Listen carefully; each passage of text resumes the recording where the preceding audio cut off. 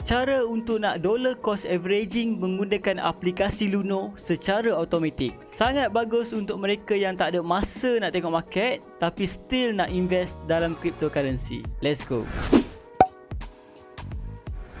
Hai guys, murasx here. Selamat datang ke channel saya. Saya akan kongsikan ilmu berkenaan dunia cryptocurrency dan ilmu teknikal analisis dalam channel ini.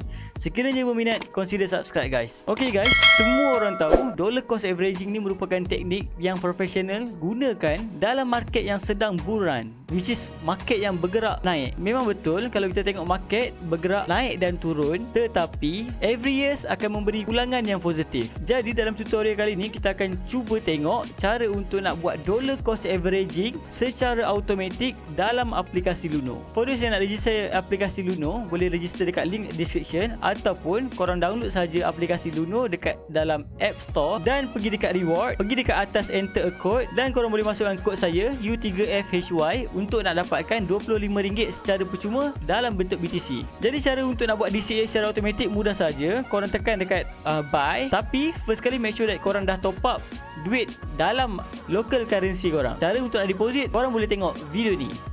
Tekan buy dan dekat sini pilih apa yang korang nak DCA untuk long term. Macam saya, dalam case ni saya pilih Ripple dan dekat sini dia tulis repeat buy. Kalau one ni maksudnya korang beli sekali saja. Tapi kalau repeat buy ni maksudnya korang nak buat dalam bentuk DCA, which is dia ada monthly, weekly dan daily.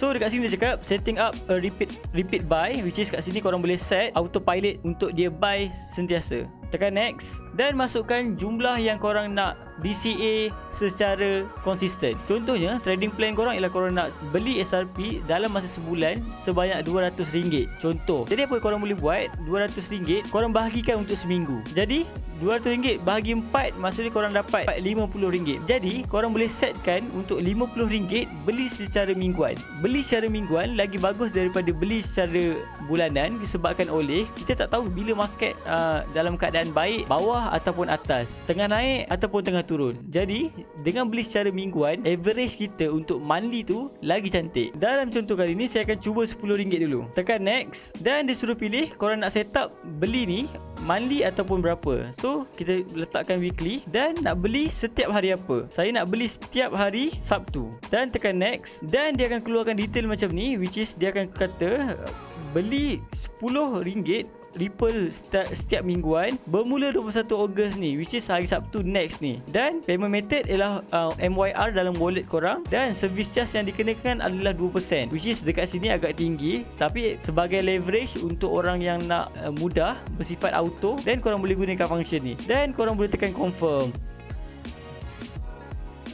Dan dia akan keluar macam ni, you buy on Ripple secara weekly dan dia akan terus cakap dengan RM2,000 yang ada dalam wallet saya, dia cakap saya boleh beli ni daripada 21 Ogos 2021 sehinggalah 2 Ogos 2025 sebabkan oleh fund tu ada sebanyak RM2,000. Korang tengah got it dan korang boleh tengok detail tu ada dekat sini guys. Dan kalau korang pergi dekat menu, dia akan ada macam ni, which is ini menandakan bahawa korang ada repeat order. And sekiranya korang nak cancel, korang boleh tekan balik dekat SRP korang dan korang tekan dekat repeat order ni dan korang boleh tekan remove repeat order ataupun korang boleh pause, boleh pilih mana-mana yang sesuai dengan korang. So sekarang saya akan cuba untuk remove dan you have been removed. Dah selesai guys. Jadi guys, kebaikan function auto ni ialah untuk orang yang busy tapi still nak invest dalam cryptocurrency. Instead of korang invest terus RM1,000, better that korang guna cara macam ni, which is korang gunakan teknik dollar cost averaging ni untuk nak dapatkan harga purata yang paling terbaik selepas beberapa tempoh.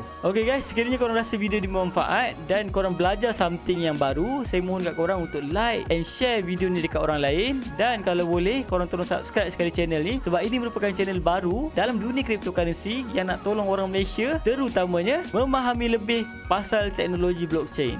Thank you guys.